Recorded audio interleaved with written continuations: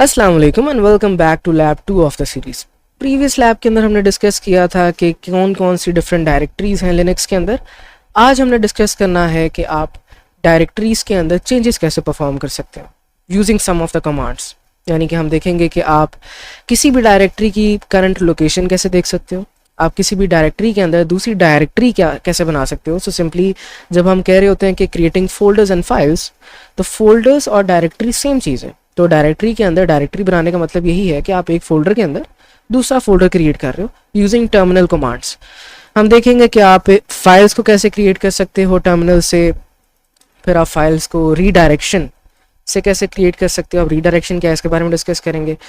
आप mv command का use करके कैसे फाइल को एक फोल्डर से, एक डायरेक्टरी से दूसरी डायरेक्टरी यानी कि दूसरे फोल्डर के अंदर मूव कैसे कर सकते हो। आप mv ही कमांड का यूज़ करके एक फाइल को रीनेम कैसे कर सकते हो।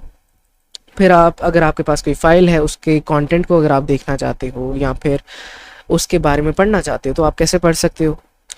फिर हम देखेंगे कि सुपर यूज़र के अंदर आप कैसे जा सकते हो, सुपर यूज़र के ज़रिए आप क्या कुछ कर सकते हो, ये हमने कल भी देखा था। हम देखेंगे कि हम हिडन फाइल्स को कैसे देख सकते हैं और माउंट पॉइंट्स क्या होते हैं और हम इनके अंदर कैसे दाखिल हो सकते हैं। अगेन आप लोगों ने एक काम करना है, आप लोगों ने एक साइड पे अपना वर्चुअल बॉक्स ओपन कर लेना और एक साइड पे ये वीडियो ओपन करके आपने साथ साथ प्रैक्टिस करनी है। सो फर्स्ट ऑफ ऑल हम देखते हैं कि लोकेशन को कैसे आप डिटेक्ट कर सकते हो। तो सबसे पहले तो यहाँ पे आके हम एक फोल्डर क्रिएट कर लेते हैं। हम टर्मिनल ओपन करते हैं और यहाँ पे आके टर्मिनल हमारा डेस्कटॉप के अंदर ओपन हुआ है। यहाँ पे आके हम पहली कमांड अब यहाँ पे लिखेंगे mkdir। mkdir का मतलब है make directory. Make directory, directory की बात हो रही है तो फोल्डर। मेक डायरेक्टरी लिख के mkdir लिख के आप इसके बाद लिखोगे अपने फोल्डर का नेम जो भी आपने बनाना है। सो फॉर एग्जांपल मैं यहाँ पे फोल्डर का नेम रख देता हूँ lab 2। जैसे ही हम एंटर करेंगे हमारी डेस्कटॉप के ऊपर lab 2 का फोल्डर आ जाएगा। अब lab 2 का फोल्डर बनने के बाद इसके अंदर अगर मुझे जाना है यानी कि डेस्कटॉप से lab 2 की डायरेक्टरी के अंदर अगर मैंने ट्रैवल करना है तो मैं किस कमांड का यूज़ करूँगा, जैसे हमने कल देखा था cd कमांड का। तो cd lab 2, राइट। और अगर हम ls करते हैं lab 2 के अंदर तो lab 2 के अंदर अभी कोई भी चीज़ नहीं है। अब यहाँ से हम इस चीज़ को बंद कर देते हैं और lab 2 को ओपन करते हैं। lab 2 की डायरेक्टरी के अंदर राइट नाउ कोई भी चीज़ नहीं है। अगेन हम इसके अंदर टर्मिनल ओपन करेंगे। अब इसके अंदर टर्मिनल ओपन करने के बाद हम बारी बारी जितनी हमारी कमांड्स हमें सर ने बताई हुई हैं उनको यूज़ करेंगे। अब पहली कमांड क्या है, pwd। pwd का मतलब है प्रेजेंट वर्किंग डायरेक्टरी, ठीक है। प्रिंट वर्किंग डायरेक्टरी नहीं, यहाँ पे प्रेजेंट वर्किंग डायरेक्टरी आना चाहिए। अब इसका मतलब ये आपको कमांड बताती है कि आप ऑन द करंट टाइम किस स्पेसिफिक फोल्डर या डायरेक्टरी के अंदर काम कर रहे हो। तो जैसे ही pwd लिखोगे तो यहाँ पे आ जाएगा कि आप करंटली होम के अंदर vu uni यूजर के अंदर डेस्कटॉप पे lab 2 फोल्डर के अंदर काम कर रहे हो, ठीक है। इसी तरीके से cd डायरेक्टरी क्या करती है, ये एक डायरेक्टरी से दूसरी डायरेक्टरी के अंदर ट्रैवल करती है। तो लेट्स से कि हम lab 2 के अंदर एक नया फोल्डर बना देते हैं। सो lab 2 न्यू फोल्डर, ठीक है। अब इस फोल्डर के अंदर अगर मैंने जाना है तो मैंने क्या करना है, cd lab 2 न्यू फोल्डर, ठीक है। अब मैं उसके न्यू फोल्डर के अंदर आ गई जो कि lab 2 के अंदर बना हुआ है, राइट। सो cd कमांड क्या करती है, अगेन काफ़ी दफ़ा हम कर चुके हैं। cd कमांड एक फोल्डर से दूसरे फोल्डर में ट्रैवल करने के अंदर आपकी हेल्प करती है, ठीक है। तो हमने lab 2 से lab 2 न्यू फोल्डर के अंदर अगर जाना था तो हमने cd कमांड का यूज़ किया। अब मान के चलते हैं कि हम lab 2 न्यू फोल्डर से वापस आना चाहते हैं lab 1 के अंदर यानी कि lab 2 फोल्डर के अंदर जो उसका मेन फोल्डर था। तो हम सिंपली क्या करेंगे, cd dot dot. cd dot dot क्या करता है, एक डायरेक्टरी ऊपर चले जाता है। सो हम वापस आ जाएंगे। इसको दोबारा से, वैसे तो कल भी समझाया था लेकिन इसको दोबारा से हम समझ लेते हैं थोड़ा सा।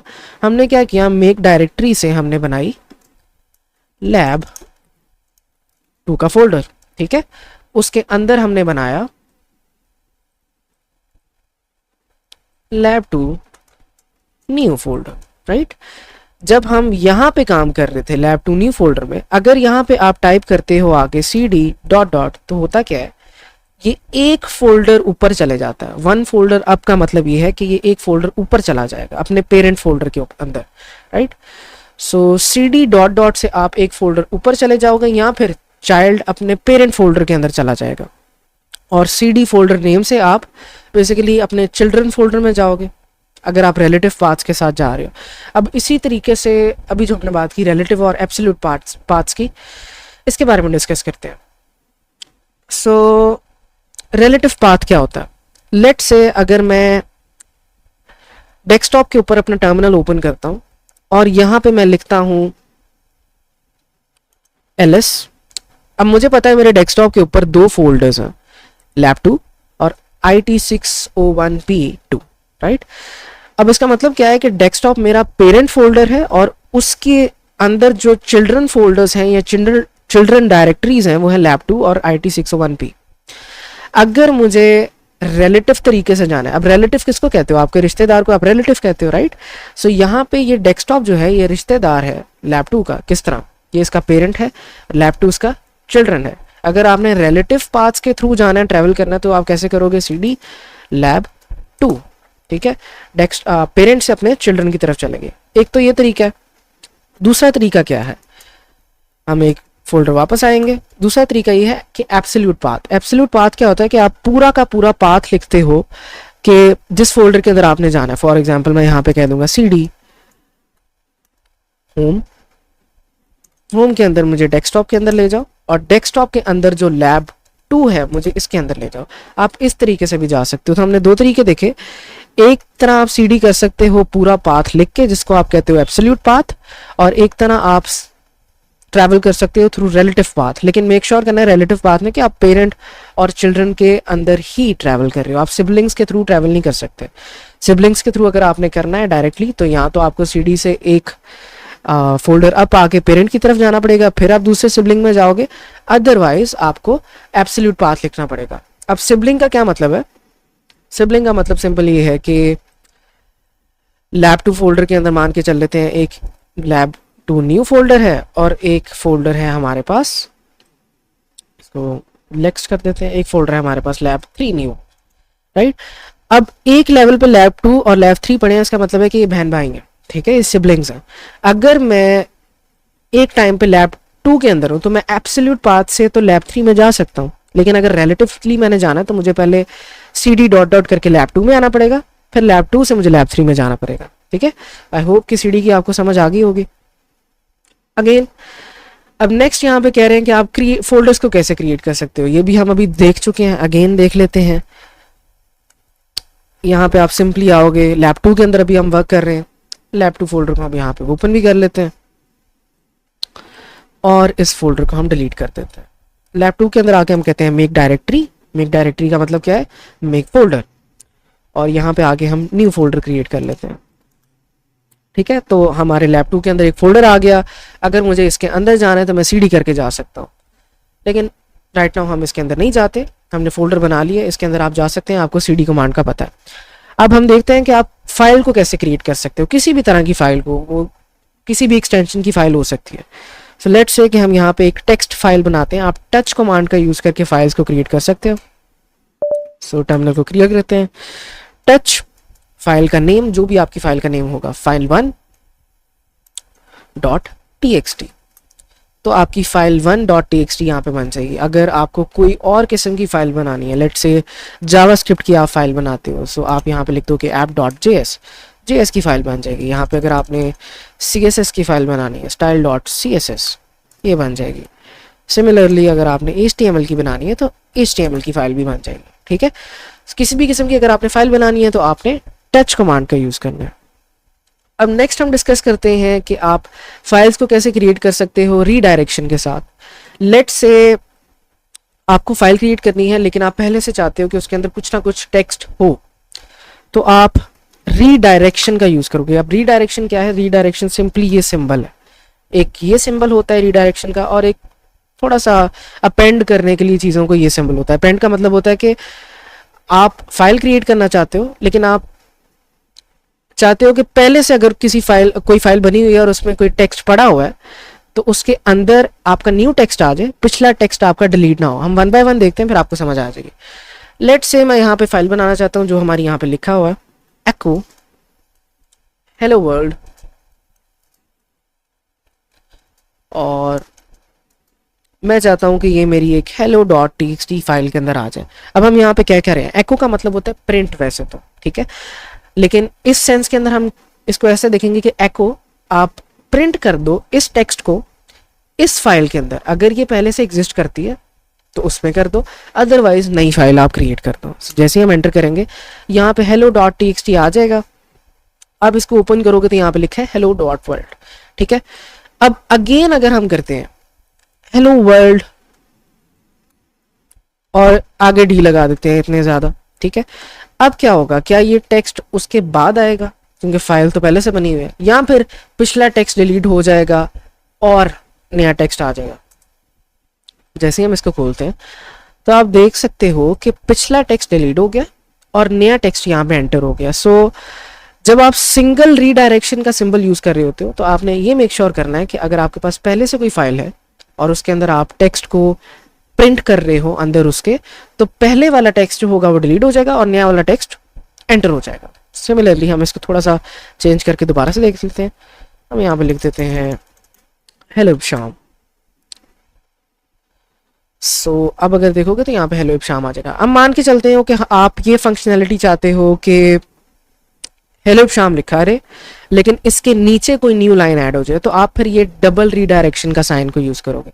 सो echo डबल रीडायरेक्शन, और यहां पे हम लिख देते हैं for CS 619 projects contact on this number, right. जैसे ही हम एंटर करते हैं अपनी hello.txt फाइल को देखते हैं तो एक नेक्स्ट लाइन के अंदर हमें ये लाइन नजर आ जाएगी। अब for instance most of the बच्चे जो ये सब्जेक्ट ले रहे हैं वो होपफुली 7th सेमेस्टर के अंदर है, तो अगर आप लोगों ने अपने प्रोजेक्ट का वर्क करवाना हो तो आप मुझे इस नंबर पे कांटेक्ट कर सकते हो। नेक्स्ट हमने mv कमांड को देखना है। बेसिकली काम क्या होगा हमारा कि हम एक फाइल को एक फोल्डर से दूसरे फोल्डर के अंदर कैसे पहुंचा सकते हैं ये देखेंगे, और उस फाइल को रीनेम कैसे कर सकते हैं ये देखेंगे। लेट्स से मुझे hello.txt की फाइल को न्यू फोल्डर के अंदर लेके जाना, तो मैं यहाँ पे लिखूंगा mv hello.txt, यानी कि यहाँ पे मैंने अपनी फाइल को सिलेक्ट कर लिया। अब मुझे बताना है कि मैंने इसको कहाँ पे ट्रांसफर करना है। सो इसी फोल्डर के अंदर, अगर आपने इसी फोल्डर के अंदर लिखना हो, जैसे आप लिखते थे डबल डॉट लगाते हो तो पीछे वाले फोल्डर में चले जाता है।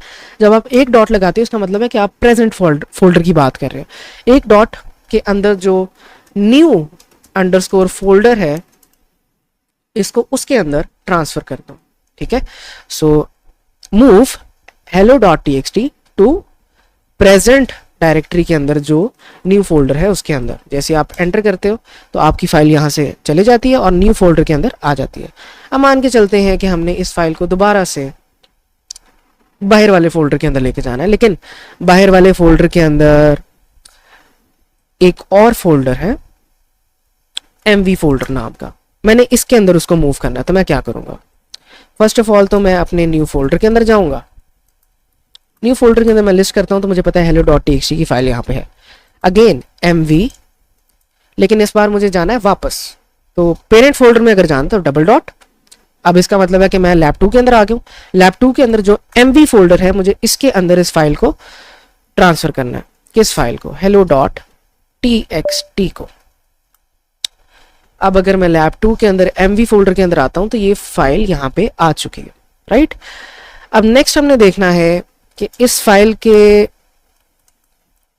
नेम को हम रीनेम कैसे कर सकते हैं mv ही कमांड के जरिए।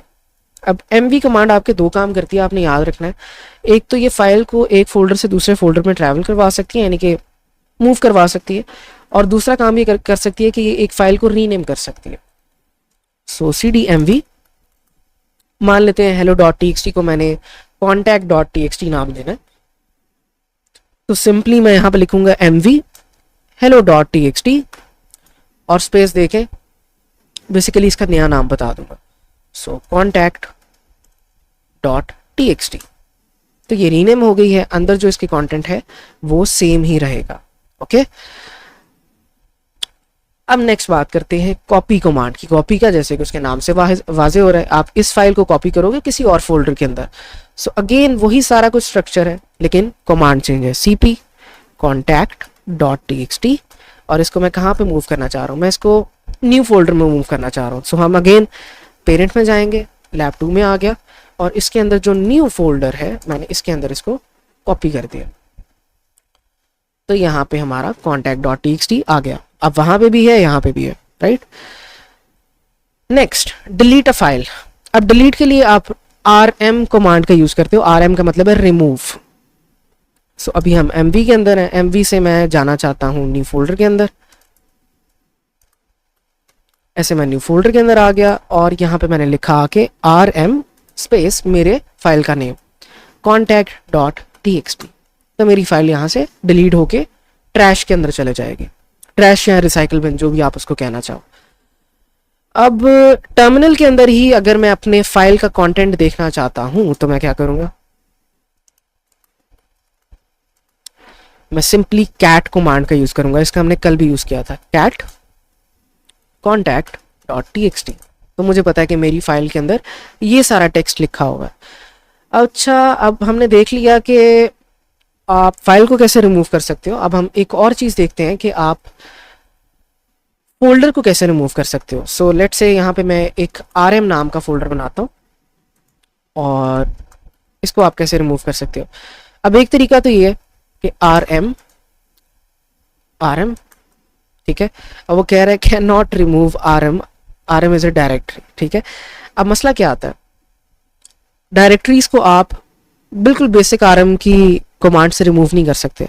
आपको इसको अगर रिमूव करना है तो आप इसको फोर्सली रिमूव करते हो, rm rm।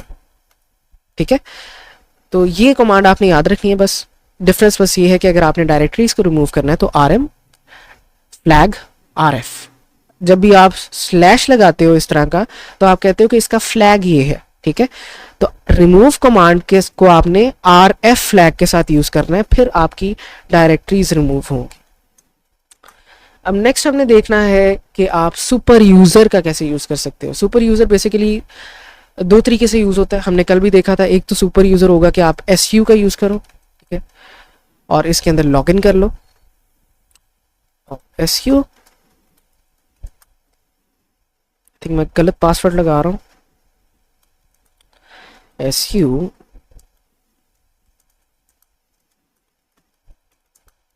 और इस तरह आप SU के अंदर आ गए, यानी कि सुपर यूजर के अंदर आपने लॉगिन कर लिया।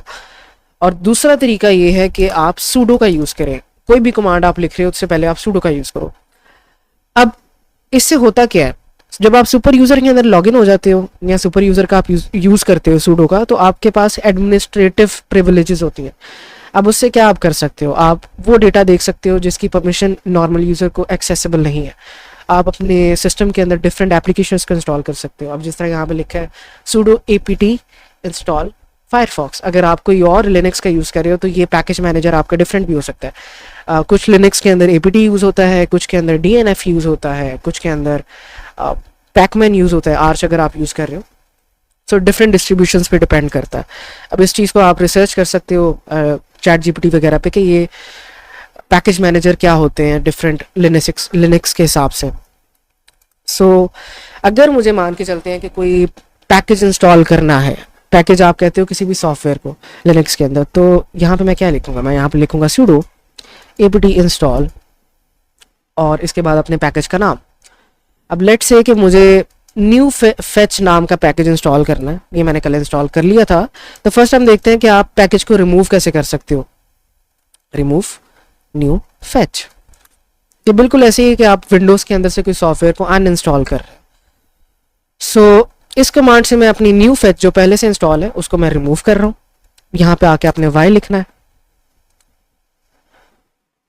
और ये यहां से रिमूव हो जाएगा। अब मैं इसको दोबारा से इंस्टॉल करना चाह रहा हूं, अब इसके अंदर एक ट्विस्ट हम ये करेंगे, एक तो sudo apt यहाँ पे रिमूव की जगह इंस्टॉल हो जाएगा ऑब्वियसली, लेकिन ये जो मुझे बाद में वाई लिखना पड़ा था, अगर मैं इसको स्किप करना चाहता हूँ तो मैं यहाँ पे एक वाई फ्लैग का यूज़ कर सकता हूँ। सो वाई फ्लैग का यूज़ करेंगे तो इसका मतलब ये कि मैं कह रहा हूँ कि यस, मैंने पहले से ही बता दिया कि हाँ मैंने जो भी प्रोसेसिंग होगी उसके बाद यस की कमांड को प्रेस करना है। जैसे ही मैं इसको यस करूँगा तो मेरा न्यू फेच इंस्टॉल होना स्टार्ट हो जाएगा।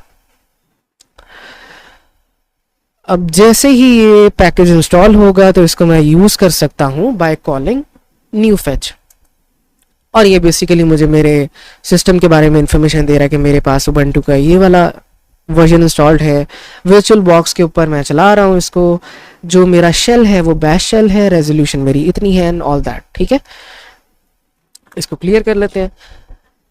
अगेन अब हमने लास्ट देख रहा है कि आप हिडन फाइल्स को कैसे देख सकते हो। अब फर्स्ट ऑफ ऑल तो हिडन फाइल होती क्या है? कोई भी फाइल जिसके स्टार्टिंग के अंदर बिल्कुल प्री स्टार्टिंग के अंदर अगर डॉट लिखा है ना तो इसको आप हिडन फाइल कहते हो। फर्स्ट ऑफ ऑल हम हिडन फाइल को यहाँ पे क्रिएट कर लेते हैं। लैब 2 के अंदर डॉट हिडन नाम की एक फाइल क्रिएट करते हैं। ठीक है, और इसको अगर हम ls करेंगे ना तो आप देखोगे कि अगर आप लिस्ट कर रहे हो ना चीज़ों को तो यहाँ पे आपको आपकी फाइल नज़र नहीं आ रही, और यहाँ पे भी अगर आप Ctrl+H दबाओगे तो आपको आपकी हिडन फाइल नज़र नहीं आएगी। अगर आपने शो करनी है तो Ctrl+H दबा के आप दोबारा शो कर सकते हो, लेकिन क्योंकि वो डॉट है तो आप इसको नहीं देख सकते, हिडन फाइल है। उसका मकसद ये है कि वो फाइल हिडन है। अब टर्मिनल के अंदर हमने देखना है कि हम हिडन फाइल को कैसे देख सकते हैं। आप ls करते हो नॉर्मली, आप हिडन फाइल को नहीं देख सकते, लेकिन अगर आप ls करते हो a फ्लैग के साथ तो आप हिडन फाइल को देख सकते हो। हमारे पास .a नाम की हिडन फाइल है। अगर आप वेब डेवलपमेंट करते हो तो अक्सर आपने एक फाइल देखी होगी .gitignore की। ये बेसिकली आप फाइल क्रिएट करते हो कि आपने जो चीज़ें गिट पे पुश नहीं करनी उस चीज़ के लिए। सो गिट क्या करता है कि नॉर्मली उन फाइल्स को वो इग्नोर करता है, वो सॉफ्टवेयर्स को डिपेंडेंसीज को पुश नहीं करता रिपोजिटरी के अंदर, और बेसिकली आप बाद में उन डिपेंडेंसीज को इंस्टॉल करते हैं। अब ये चीज़ आउट ऑफ द स्कोप है, इसको आपने याद नहीं रखना है, मैंने एग्जांपल दिए simple. Again ls a flag के साथ तो हमें हिडन फाइल्स हमारी शो हो जाएंगी। क्लियर। अब लास्ट हमने देखना है कि हमारे माउंट पॉइंट्स क्या होते हैं। माउंट पॉइंट्स होते हैं वो वाले पॉइंट्स जहाँ पे आप अपनी डिफरेंट रिमूवेबल डिवाइसेस को देख सकते हो। इसको हमने कल भी देखा था।